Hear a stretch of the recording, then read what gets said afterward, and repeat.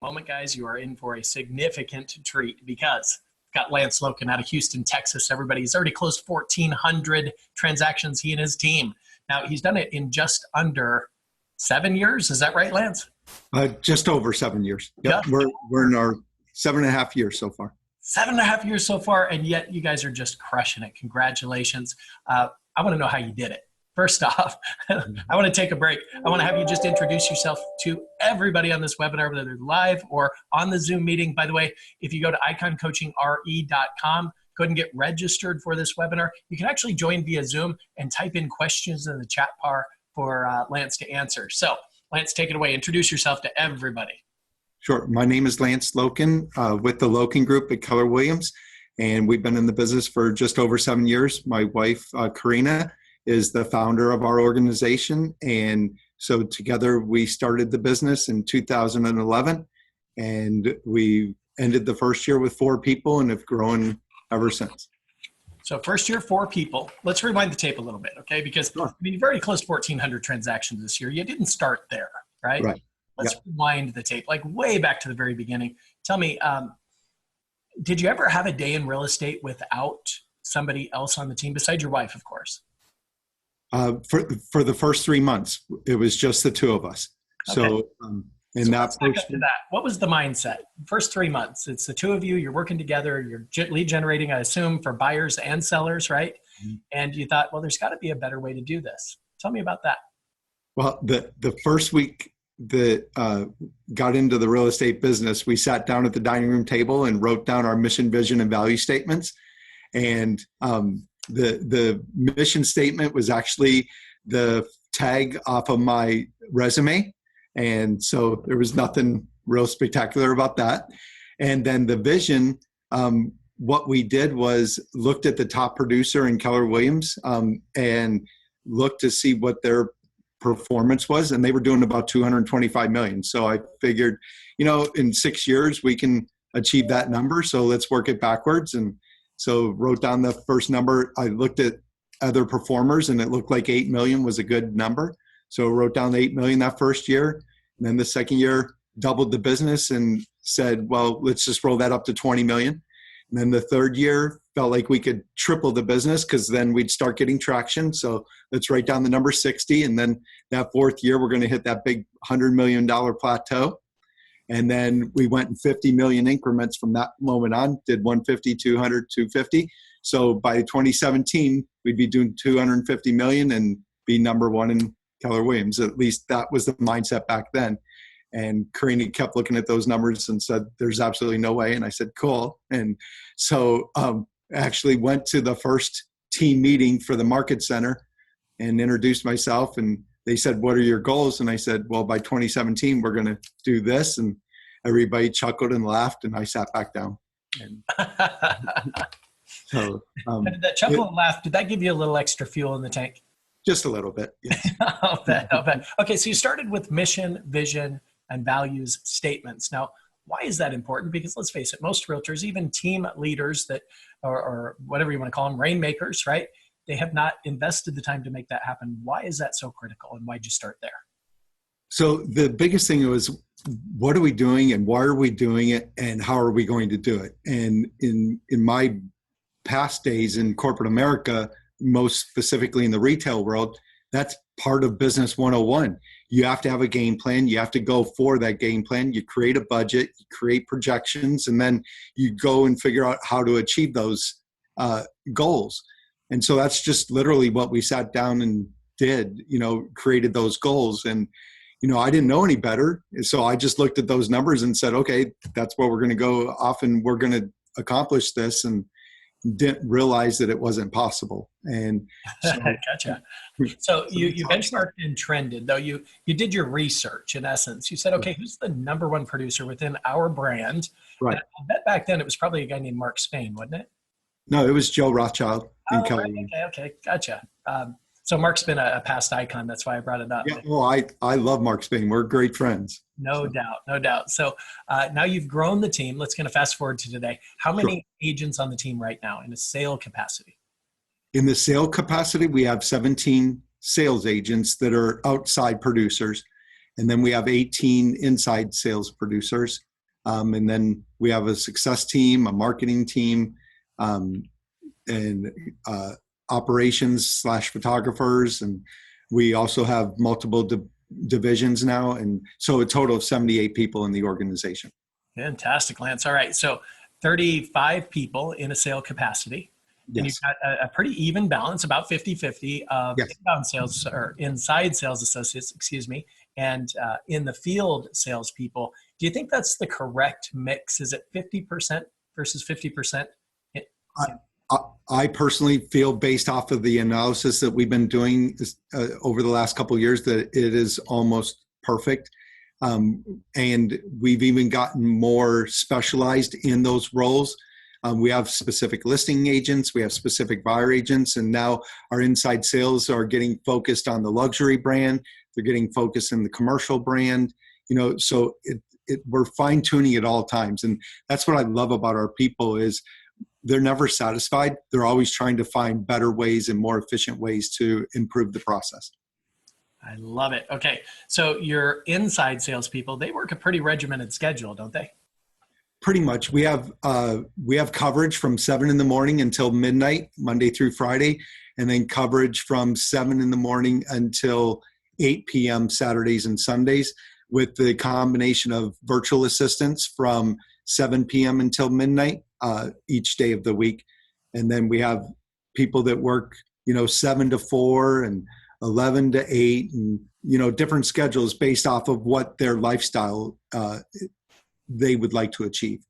Very good. Very good. And what kind of standards do you have in place for your inside salespeople? The goal is 2-10-40, 2 appointments a day, 10 appointments a week, 40 appointments a month.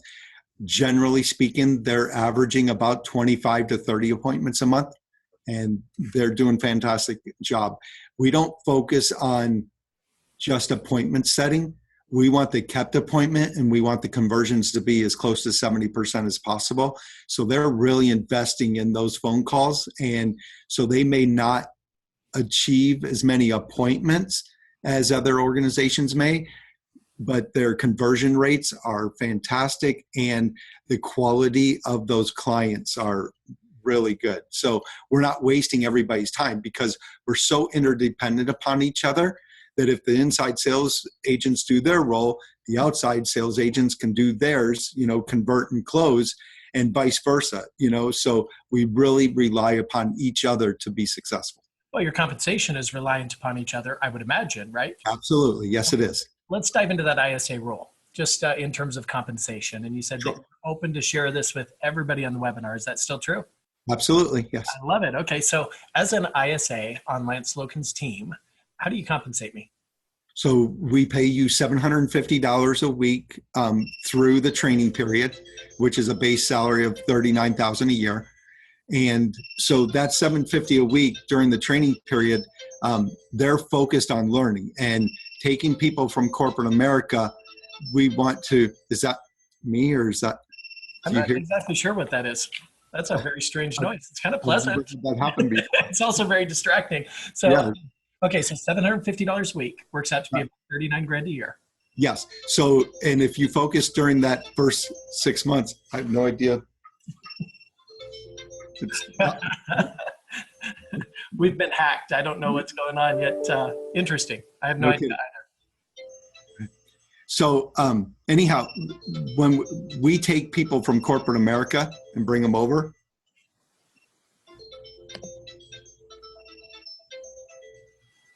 I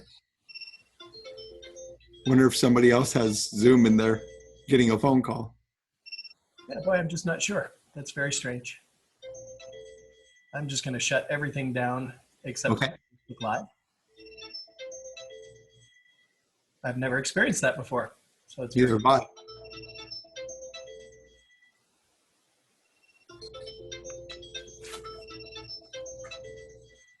All right. Sorry for the technical interruption here, guys. If Lance and I can hear it, I trust you can hear it too. I'll tell you what you can do. Think right now about a question you want to ask Lance, and go ahead and type it in the chat function of our Zoom meeting here. And obviously, if you're live on Facebook, you won't be able to do that. Yet those of you that are live, I want to hear from you. I want to know, what do you want to learn from this individual who, in just over 7 years, closing over 1,400 transactions so far this year, on track to do about 2,100 transactions this year? But I have no idea what the heck that is. So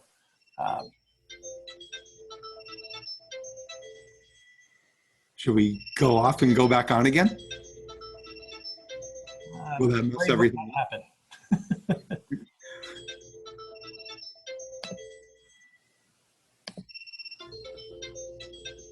I just have no clue. You're gone. That noise before I've shut everything down. And you would think that it would stop after a number of phone rings.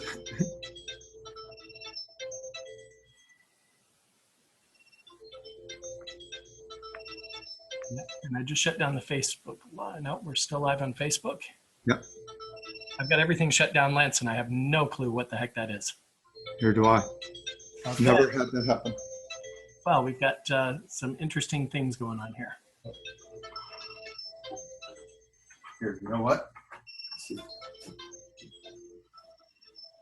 to make sure everybody else is muted here, Lance, so bear with me. Yeah, do you have a computer alarm set? I do not. I have no idea what it is, but it's not there anymore, so who knows? Okay, well, okay. Let's continue. Where were we? Okay, so $750 a week, and the whole reason is because from the beginning, we haven't hired real estate agents. We've only hired one real estate agent into our organization. And again, hold on, say it one more time. We've hired only one real estate agent into our organization, and that was actually our second hire. And it just happened to be that I was doing a transaction with her, and it was working out really well. And so I recruited her for 6 months before she finally came over and joined, but everybody else has come from corporate America. And when you hire people from corporate, they're not used to the mentality of going 3 to 6 months without earning any income. So the way we started it, because we didn't have any money to start this business, we're literally living paycheck to paycheck, and even sometimes not even that successful. But I started by asking them, what do you have to earn for the next 3 to 4 months to help get you over to the next level? And the numbers that came back were pretty interesting because they were less than I assumed that people would need. And I think the question was also, what do you have to make to get your expenses in line so that you can get to 6 months from now versus how much would you like to earn each year? It's a totally different conversation. So that's how we started, and we evolved into the $750 a week. And then after their first 100 days, if they're going to be a permanent inside salesperson, they'll continue with that base of $750 a week, and then they'll earn 10% commission on any contracts or closings that they were responsible for. On both the buy side and list side, correct? Yes. Yes. Gross commission, is that pre-cap? I'm sure you don't have to worry about the cap for but a couple of weeks yet. Is it pre-cap? No, it's net of everything. So if there's a referral fee, or if there's a split that has to go to another party, that comes off the top, and then they get their commission. And everybody that's on our team, we all get our commission after the numbers that come off the top. So if there's no agent referral involved or another source referral fee that's involved, then it's definitely off of the top. We don't take extra fees or anything like that off of there. Gotcha. And you love paying referral fees, right? I do, yes. And you're based in Houston, Texas. Yeah, so we are based. We cover all 9 counties. I love it. Love it. Yeah. Hey, question came in real quick from Jason Daniels. Thank you for this question because it's a fantastic one. What is the best resource for finding ISA applicants? So we've tweaked it a little bit from time to time, and we just basically call them inside sales agents or inside sales professionals. And then we utilize Indeed.com quite extensively. That's worked out really well. Also, your people in your organization are great referrals for bringing in talent. And then you broadcast it over everywhere. We use Facebook, we use Indeed, We tell everybody that we possibly can that we're hiring. And so if you go to Indeed.com and look at the Loken Group, you can see our ads right on there. And just make sure you put your address on there instead of ours, because in the past, people have left the ad and just copied it and pasted it on theirs, and we get the phone calls. So it'd be good if you didn't do that. Right. So are your ISAs all local, or are they all over the country, or even all over the world? They are local. We like to keep them all in-house, and then we have virtual assistants that at least accept phone calls and respond to emails from 7 p.m. to midnight. And then the appointments get set back up first thing in the morning with our inside sales agents that are here at the office. Gotcha. Okay. And when you say in-house, they're actually in the office, or are they home-based, or? No, they're in the office. Gotcha. Okay. Yes. So out of curiosity, what kind of square footage do you have in your office space right now? We just moved into this location. We're up to 16,000 square feet. We have a 4,000 square foot training center, convention center that we have our team meetings in every week. And then at the other end of the building, we have this little club TLG, which was a restaurant at one point in time. And so we took that over as part of our lease. And it's a fully functioning restaurant with walk-in coolers and everything. And then we also have a fitness center here. So we really want the experience for our people in our organization to be, just like Google or Amazon. It's a place where you want to work. Nice. We've gotten best place to work in 2 years in a row. So we feel like we're doing a pretty good job with that.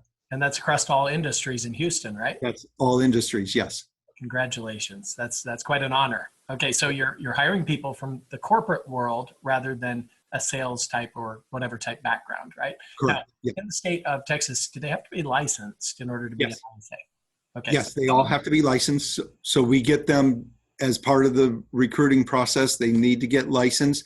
And then once they join us, they must be at the stage where they need to take their test, or they've already taken their test. So we have that little caveat.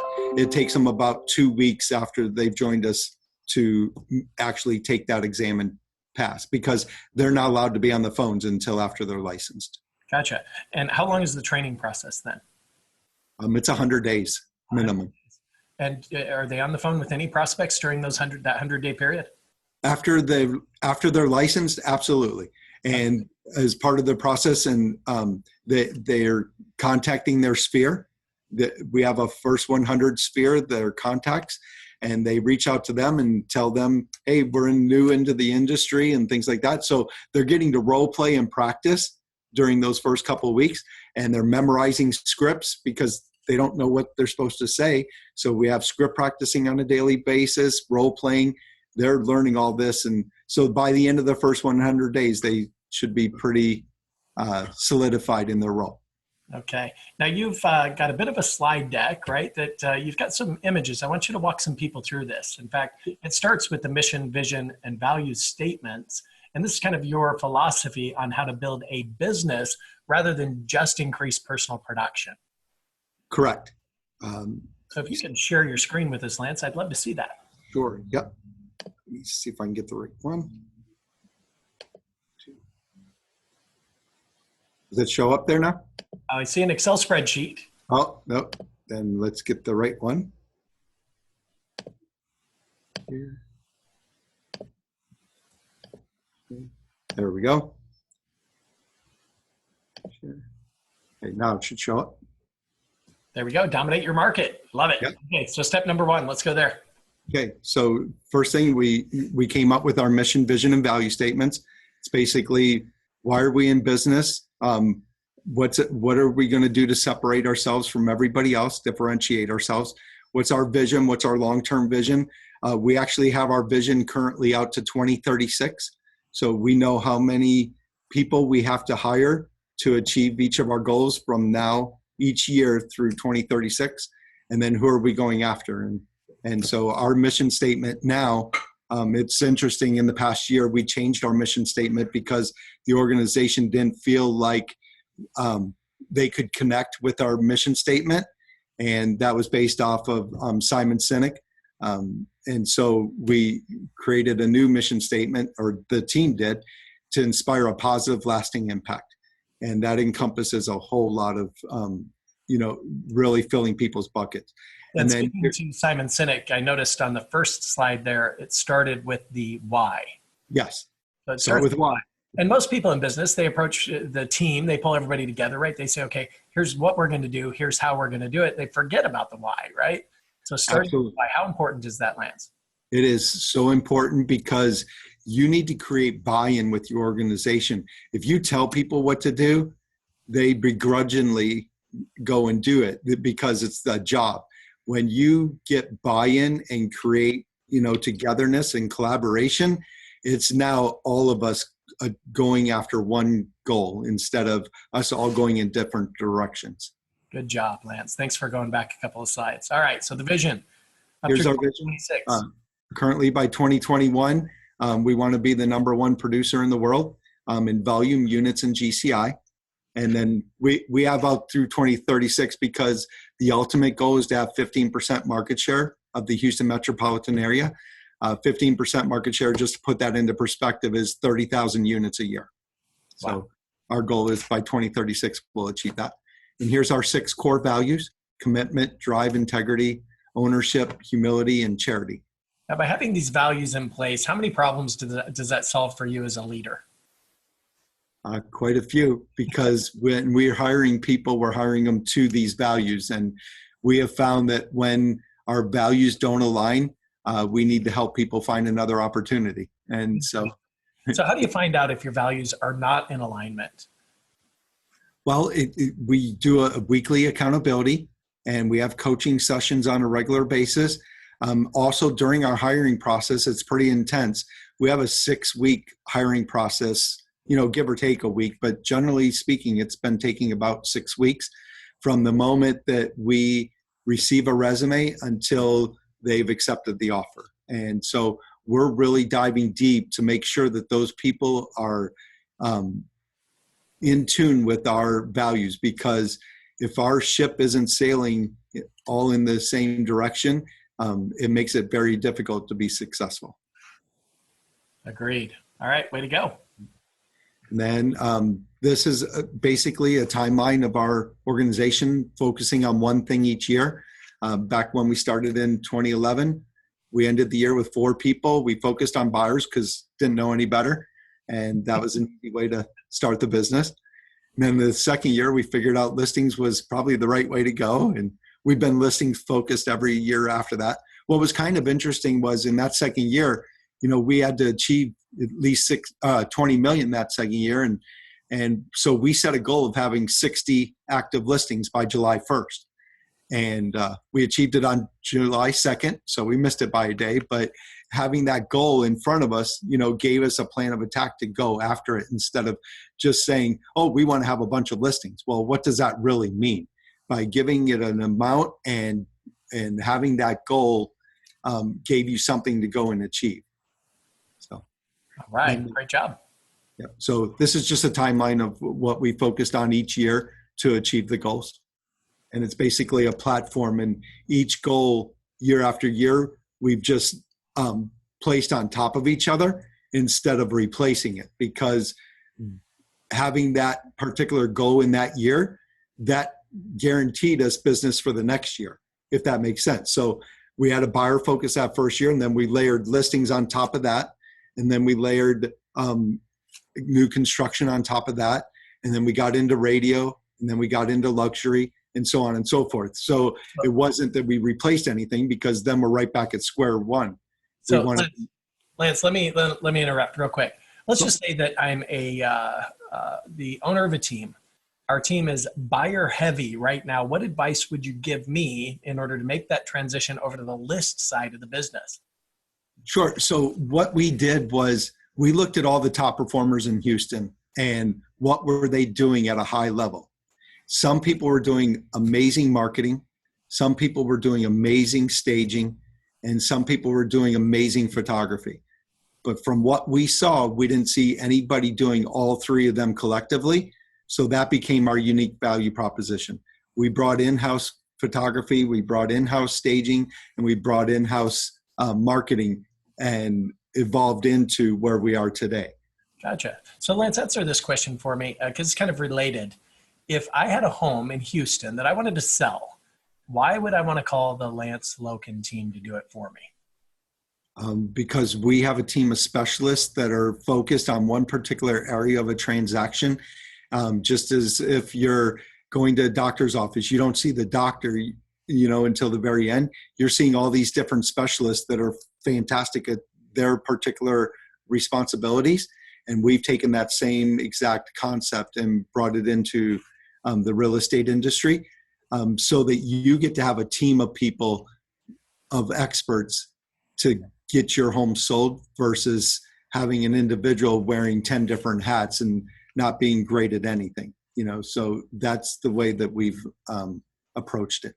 Fantastic. All right, keep going. So then this is what our chart looked like in year one, at the end of year one. And then we grew it into. Let's go back and pause there for a second. Sure. Okay, so you had a listing agent. Was that you? Yes, that was me.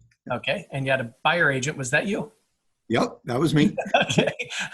And then you hired another buyer agent to the team. Correct. And then the inside salesperson was Karina, my wife. She loves being on the phone. So she was the one that did the appointment setting, and then I'd go out on the appointments, and we tag teamed that quite a bit, especially in those first couple of months. And the transaction coordinator was our first official hire in March of that first year. And it was actually our babysitter. We asked her to work 10 hours a week for $10 an hour, and she jumped at the chance, and that's how we started. And then 6 months later in July, we had our first buyer agent other than Karina and myself. Okay, so guys, I want you to recognize this was just 7 short years ago, where Lance is the listing agent. His wife is the ISA. Lance is also the buyer agent on the team. And they had one transaction coordinator who happened to be their babysitter, and you hired her part-time. Yes, that's all we could afford. We could afford $100 a week. Otherwise, we had to do it ourselves. And the whole concept was, what can we leverage off that we're not good at doing so that we can focus on the one thing that we're really good at doing? Is the babysitter still with you?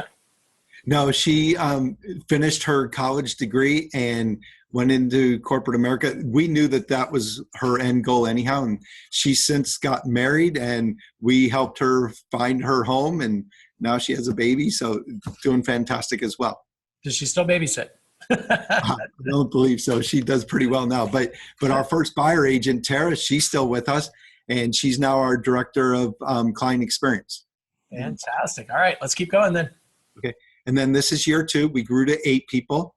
We had our stager, photographer, and marketing, because now we were listing focused, and we had 2 buyer agents and the transaction coordinator that was still Krista at that time until the end of that year. Okay, and those 2 boxes at top, that's still you, right? Myself and Karina, yeah. Okay, so you're the listing agent, you're the director of lead gen, and your wife is the ISA. Yes. Love it, love it. So 2 buyers agents, still have the transaction coordinator. You expanded into the marketing, photographer, and stager. Now the photographer's in-house though, right?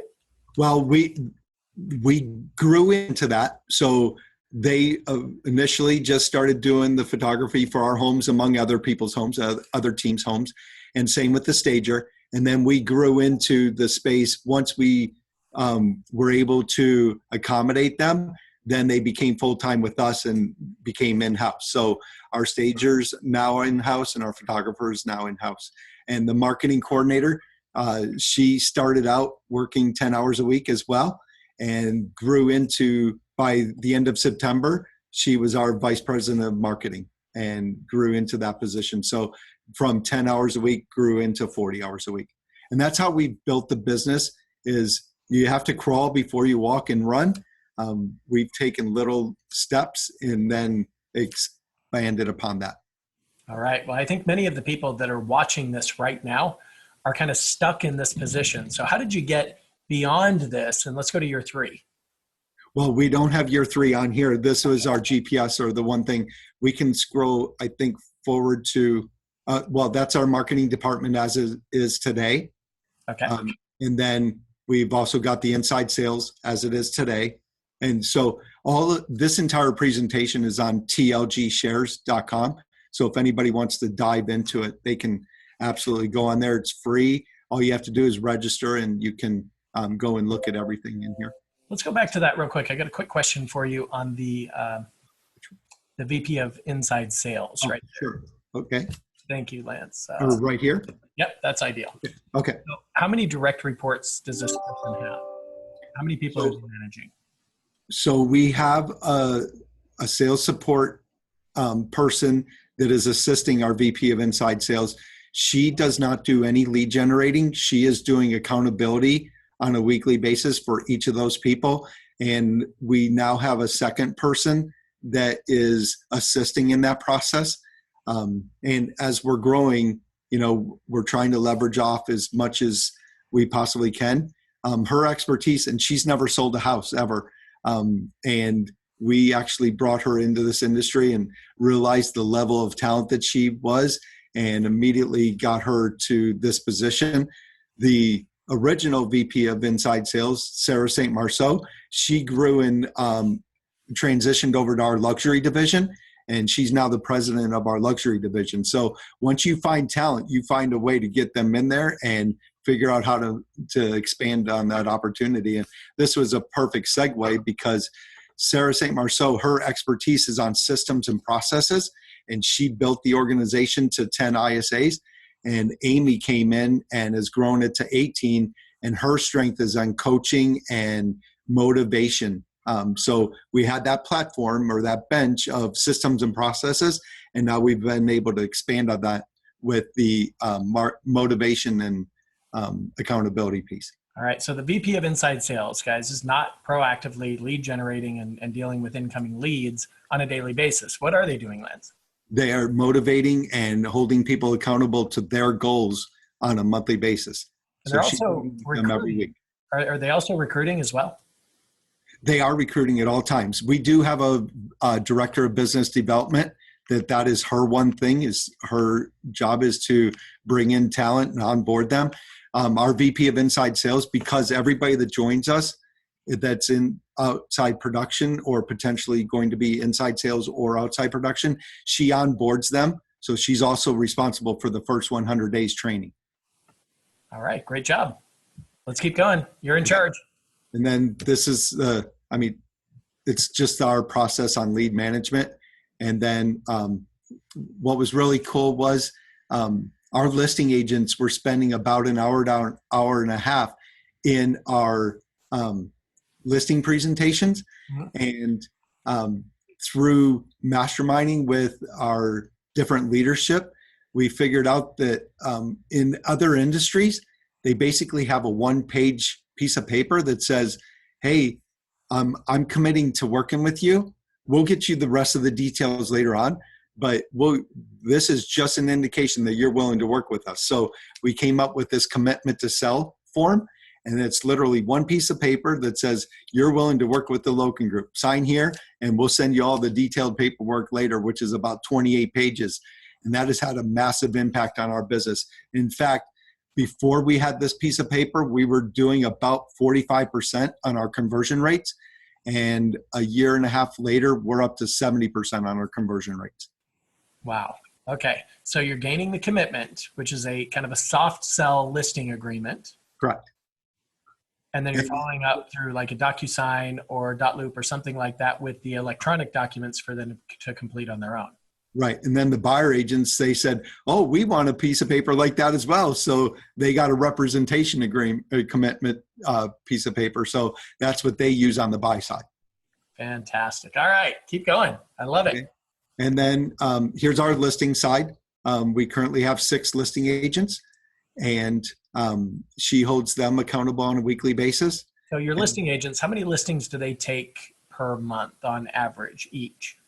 So they're taking on average between 20 and 25 listings each month, and they're closing about 15 to 16 on a regular basis.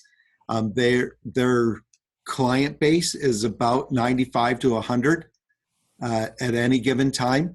And so they've got to keep the business going, or else their pipeline will continue to increase. So they're having those fierce conversations to get their homes sold, and they're, focused on getting those converted. So I can only imagine the question on everybody's mind right now is, where are you getting all of these leads? How are you getting that many listings? Talk to me. So we're doing everything possible. We call expireds, FSBOs. We're doing a lot of radio advertising and television advertising. We have a lot of listings. As of today, we have 573 active listings. So we're trying to attract as many clients as we possibly can. So the ISAs are averaging about 325 kept appointments on a monthly basis. So we've got to have all these different channels of resources to make sure that business is coming in. So you're averaging around 12 appointments a day and somewhere around 70 closed transactions. No, more than that. How many closed transactions per month on average? They're doing anywhere from 60 to 70 transactions a month on a regular basis. Sometimes they'll do 10 closings in a month. Sometimes they'll do 20. It just depends on each month. But they're doing on average about 70 closings a month. Wow. And and overall the team is what, about 200 closed transactions per month? Yeah, anywhere from 150 to 200 closings a month. Yes. Our top closing month was 205. How important is systems development to your organization? We wouldn't be where we are today if we didn't have systems and processes in place. And what I love about our organization is they're never satisfied. They're always looking to be more efficient. They're always looking to be, more passionate about their business, and they're always looking to do things better. All right. So guys, I can't imagine that you don't have a question or two on your mind. Please type it into the chat bar. And yet, what would you say the number one thing you want our listeners to take away from today is? Treat this as a business, because it is a business. In my mind, it's a retail business because we're selling commodities. They're a big commodity, but at the end of the day, they're a commodity. And you've got people's lives in your hands, and you need to take that with the utmost responsibility. And so client experience for us is the number one thing and focus. And now for 2019, our focus is going to be on communication, because with the number of transactions that we're doing, we want to make sure that we're communicating in a way that is acceptable to our clients, not in the way that we want to communicate or in the way that we feel it should be done. We need to make sure we're communicating in their level. And that can be different for every single type of personality. No doubt. And different age groups as well, I would imagine, right? Absolutely, yes. So tell me about the client experience, and what are some of the things that you do to give a wow experience to these customers? So last year, we saw that was a stopgap for us, which was client experience. And we wanted to really focus on it. And so every step of our process, we're sending surveys out to check the status of our clients. And we've even created glitch recovery processes, which is also on TLG shares. The glitch recovery process, what happens is when somebody calls up that's not happy with our communication or with their experience so far, we get into all out mode and get that client right back to where they were before the glitch occurred. And so we have a tier 1 and a tier 2. A tier 1 is they must be resolved within 12 hours. And then our tier 2, that must be resolved within 24 hours. And just depending on the situation, we've even had glitch recoveries that had to be addressed within an hour, so it just depends on what the situation is. And we get all hands on deck to make sure it's happening. And so our focus throughout the entire transaction is, what is the one thing that we can do to wow our clients? And so we keep that on top of mind at all times. Gotcha. Do you have your percentage of business in terms of categories, key categories? For example, how many of them are past clients, return customers? How many are referrals? Can you tell us about that? Sure. 35% of our business is currently coming from radio and television. 31% of our business is coming from new construction or builders. And then 29% of our business is coming from our data bank. We like to call it our data bank because that's where we feel the money comes from. And so we're really focused on that. And we want to get that up to 50% of our business. That's a huge goal for us. All right. Well, a lot of people who get to this level of production, they fail to nurture those past clients appropriately. How are you doing that right now? Our inside sales are doing an amazing job at that. They have a quarterly campaign that they're calling every past client, or we call them forever clients, because once they're a client, we want to keep them forever. So we never use the word past client. We use the word forever. And then we have two functions each year. One is a pie day that's in November. And then we have a client appreciation day in the early spring. It's around the Easter time. And we basically shut down the entire zoo, the Houston Zoo, and we invite all of our forever clients to attend. Love it. Love it. Love it. Okay. So, how'd you get into radio and TV, and what's your call to action? So there was a team that was using radio in the Houston metropolitan area, and we were provided with the opportunity because it wasn't working out for that other individual. And so I contacted, you said Mark Spain earlier on. I actually contacted Mark Spain and said, hey, I've been introduced to this radio piece of it. What are your thoughts on it? And he told me, be ready for a long haul, because you've got to create that traction. It's going to take 1 year to 2 years before you really get that traction. And so I talked to him and a couple of other people. And so we started out, and it was a big undertaking because in Houston, it costs a lot of money to be on radio. And we started out $12,000 a month. And we ended up going 6 months before our first transaction. So 12 times 6 is $72,000. And the first closing was an $80,000 mobile home. So it was a great investment, right? No such thing as failure there, right? No, not at all. So tell me, what is the call to action that's working for you on radio? So we guarantee to purchase a property if we don't get it sold within a time frame, an agreed upon time frame and an agreed upon price. And basically it's to get people to pick up the phone and call us. And so far we haven't had to purchase any homes, and nor do I ever want to. At the end of the day, though, we're trying to put more money into their pocket versus our pocket. And that's our pitch to them. Okay. And it's worked out really well because now we're at a 4.5 to 1 return on that investment. Attaboy. I love it. Okay. Talk to me about your guaranteed sale program, because a lot of that is for what I've experienced in others. I'm not saying this about you.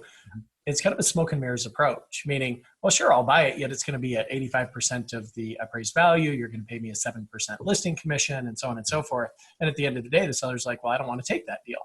Right. But tell me about your approach. Right. And that is what it is. What we do is we say, we're going to list your home for an agreed upon price for 30 days. If we haven't sold it within that 30 days, we're going to adjust the price by 10%. If we haven't sold it within 60 days, we're going to adjust it another 10%. And then at the end of 6 months, we'll purchase that home for 90% of that last list price. So it does end up to be about 85%, but we're all in business, aren't we? We're not going to just buy a house for 99% of market value and assume that we're still going to be in business. Right. So. And then at the end of 90 days, you'll buy it. At the end of 6 months, we'll purchase it. Yes. At the end of 6 months. Got it. Yes. And what does that agreement look like in terms of the language of the contract? Is there special language in the listing agreement that speaks to that? Yes, absolutely. The home can never have flooded, which takes a lot of homes out in Houston. It can't be in a gated community. We do houses up to between 100,000 and 500,000. So it doesn't include the luxury market. So there's different parameters for it, but we've been pretty successful with it. Yeah. And it's the call to action that makes the phone ring in the first place, right? Yes, it does. And how long have you offered the guaranteed sale program? It's been almost 5 years now. We're 4.5 years into it. Now hear this, guys. He's offered it for 4.5 years and he's never bought a house. Now, the reason they don't sell is because they're overpriced. So it's brilliant in the way that you structure it. After 30 days, we're going to reduce it 10%. Another 30 days, another 10%, right? Another 10% after 6 months, we'll go ahead and buy it. And you collect your commission as well in that purchase, correct? That's correct, yes. All right, good. And here's a couple of questions that have come in on Facebook. Books you read to feed your mindset. What are they?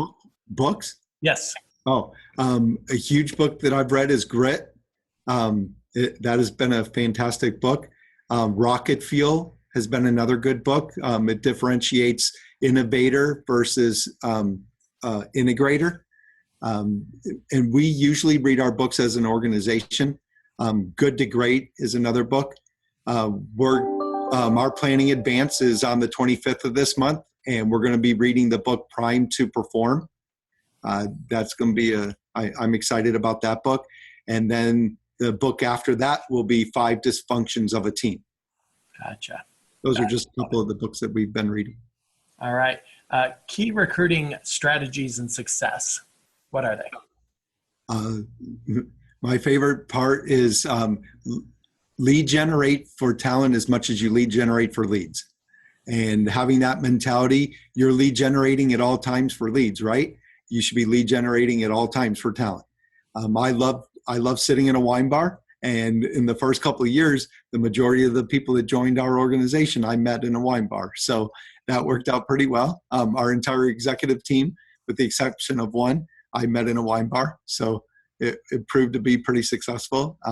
But literally, you're always looking for talent. Karina met our director of builder relations on a plane ride to Las Vegas. She was on the plane ride to go for a birthday party, and he was on the way for a bachelor party.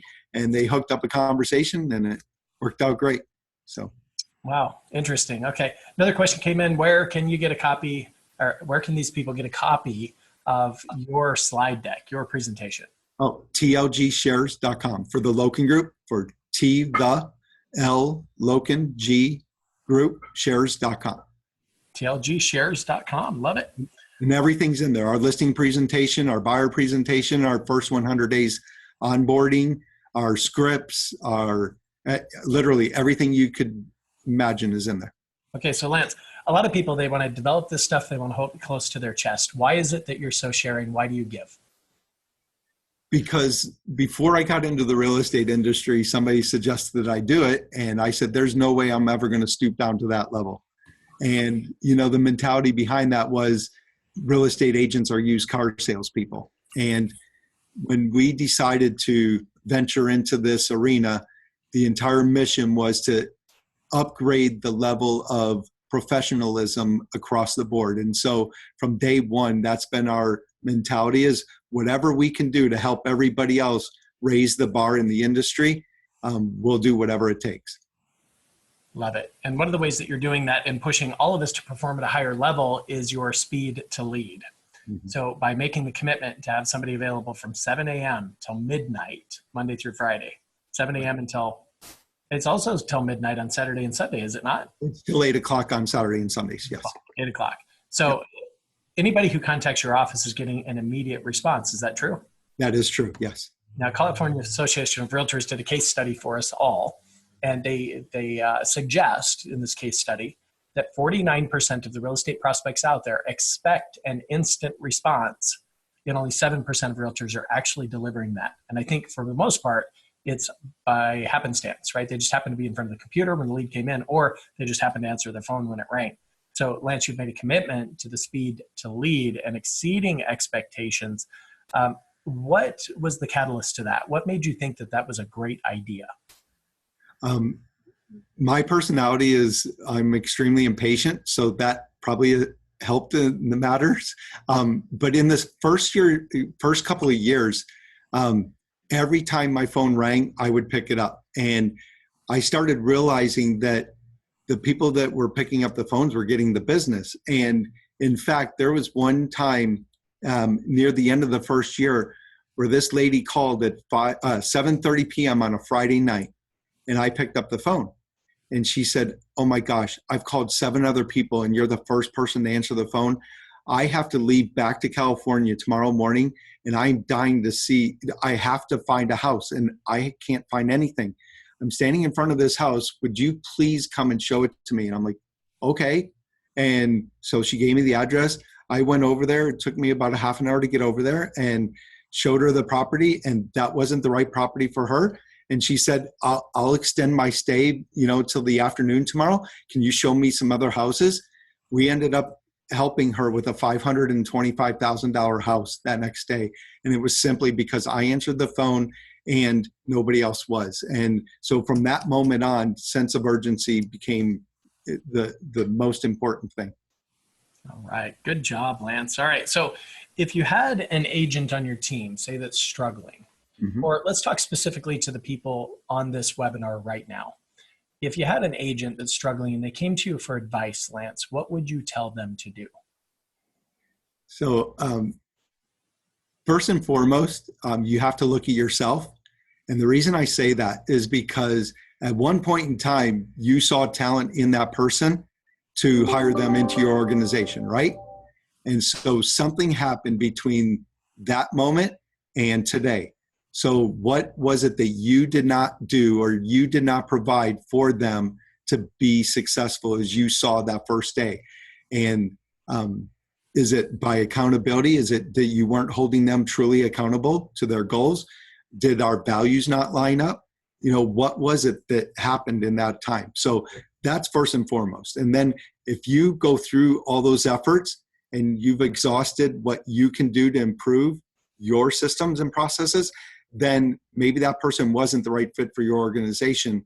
And that coaching opportunity, you know, it's another glitch recovery, you know, I like to see it, or like to call it. But you give that about 3 to 6 months, in my opinion, to make sure that that person isn't truly the right fit for your organization. And then once that decision has been met, you act very swiftly and keep it short and sweet and just say, hey, we've not aligned ourselves perfectly with you guys, so let's help you find another opportunity. Gotcha. Now, if somebody's failing in an ISA capacity, would you consider moving them over to a buyer agent role or a listing specialist role? So when we're hiring somebody, we've hiring them with the end in mind from day one. So we know if that ISA is going to be a buyer agent, a listing agent, or a permanent ISA. So far, we haven't had an issue where an inside salesperson is not performing at the level that they need to. And so we would transition to another position. We have done that with other opportunities, you know, that people are talent, they're just not in the right seat on the bus. So we have done that, but not for the inside sales role. Gotcha. Now, what percentage of your business is listings versus buyers right now? So currently we're at 60% listings and 40% buyers. Before this year, we were at 63-37, and we've made a concerted effort to get to 55-45. We feel like that's a really good balance. So 55% listings and 45% buyers. That's where we ultimately want to get to. Gotcha. Do you have any concerns around the ISA team that is handling inbound and outbound lead generation that, let's face it, people want to take the path of least resistance, don't they? And when working with buyers, generally speaking, it's always a happy call. Mm-hmm. So my personal concern would be that if they're doing both, that they might tend to gravitate more to the buy side of the business. Are you finding that to be true? And if you've dealt with that problem, how did you deal with it? We focus more on personality traits of an individual. So what's really cool is our listing agents are the same as our outbound inside salespeople. So we tend to have a high D personality in the outbound agent's role, as well as the listing agent's role. We look for DIs or DCs in each of those roles, so they can transition very easily if they chose to become an outside producer. And then on the buy side, that's much more of a relationship, emotional type of an event. So we have the high I's in the inbound ISA role, and then same with the buyer agent. So they can transition very easily as well. So we have found that by focusing on the personality traits, that is a much better avenue to go to. All right. So in the inside sales department, you've got OSAs, outbound sales associates, and ISAs, inbound lead or sales associates, right? That's their focus, yes. I love it. That is ideal. Fantastic. Good job. All right. So what other questions should I ask you? In fact, what's the favorite question that somebody asks you, Lance? The favorite question is, looking back today at where you started, what would you do differently? And I repeatedly say there's not a single thing that I would ever change, because we are where we are today because of the path that we took, to get to here. We've had a ton of failures. We've had, a few successes. At the end of the day, it's all about what it is for our organization. And my personal mission statement is to build an organization large enough to encompass their dreams and their aspirations. And when I focus on them and focus on what they want to achieve, the rest will take care of itself. Great job, Lance. Great job. All right. So let's talk about some of those missteps for a moment that prolonged your journey to extraordinary success. Tell me, what was your greatest learning experience over the last 7+ years? So at the end of the first year, we were out at an event and I heard this great speaker, Ben Kinney, and he was talking about an amazing home race and how successful it was for him in Bellingham, Washington. And he had about 800 people attend, and it was just a huge success. And literally, while he's still on the stage speaking about it, I left the auditorium and reserved my spot because I'm like, man, this could be such a gigantic event for Houston. So I created marketing materials for 5,000 people to attend this event and invested about $70,000 that I did not have. In fact, I stopped paying the mortgage for about 6 months so that we could have some money to get over this hump. And we get to the day of the event and 180 people showed up. So it was a colossal mistake. And the thing about that was it gave us a ton of exposure. And so here we are in the beginning of our second year of business and we're getting all this exposure. And as catastrophic as it was, in fact, our home went into foreclosure because I hadn't been spending money. And we were able, since then, we've been successful in getting out of that foreclosure. And we actually just moved over this past weekend from that house that we lived in, from the day we started. But that was the biggest mistake that we ever made. Wow. So the amazing home race, that was what was that? You take your listings and hold open houses for them during a 3-hour period of time, and you get as many people through those houses as you possibly can, answering clues, and it's basically a game. Whoever answers the most clues gets a $10,000 cash prize. And so the person that won the $10,000, they bought a house, and we had to do it for 0 commission. So it was just a great event. Gotcha. Now, conversely, though, what's been your biggest win so far? Hiring the right talent. Great job. Great answer. Yeah, it has been absolutely awesome. It is such an honor to come into the office every morning and serve these people. It's awesome. So, wow, I can tell that's close to your heart and close to your why. So thank you for that, Lance. Well, what's really cool is before the Loken Group ever started, I never cried a single day in my life. I never had any emotions. I'm such a high D that, I'm just like, let's get this stuff done and get on. And ever since the Loken Group has started, emotions have started, and they're amazing. And so it's truly an honor to serve them. And speaking of emotions, when the hurricane came to Houston a few years back, last year. Geez, it was just last year. Yep. Wow, just last year. How did you and your team respond to the devastation that took place there in Houston? What'd you do? So it started raining on Friday night. And by Saturday morning, we already had 3 people in our team that were waist high in water in their house. And so I had to go and save them and relocate them. In fact, one of them stayed at our house for a couple of weeks, during the interim. And then a couple more people had to be rescued during that weekend. Finally, the rain stopped, Monday evening. And we were getting phone calls from, the Keller Williams International saying they were freaking out because they couldn't find a warehouse. And so literally within an hour and a half after we received that word, we were able to secure a 25,000 square foot warehouse to set up a command center. Wednesday afternoon, our team had already gotten that place opened up and was ready to receive merchandise. We had 3 tractor trailer loads received that Wednesday afternoon. And what was really awesome was we had no less than 30 people at that market center, or at that command center for the next 2 weeks, working, doing whatever it took, to make sure that everybody else was taken care of. And I never told somebody to go there and do that. I asked for help, or we asked for help, and every single day people showed up, and their focus was on taking care of people. Their focus wasn't on, growing the business. We literally shut down our office for 2 weeks, to take care of everything. And we were supposed to have 63 closings that last week of August. We ended up with 2. And, that could have had a profound impact on our business. And we just focused on helping others and taking care of business. And our inside salespeople, how cool would it have been to call up our clients and say, hey, you looking to buy or sell your house? That probably wouldn't have been the right thing to say. They were calling up all of our forever clients and saying, hey, how are you doing? Is there anything we can do to help you?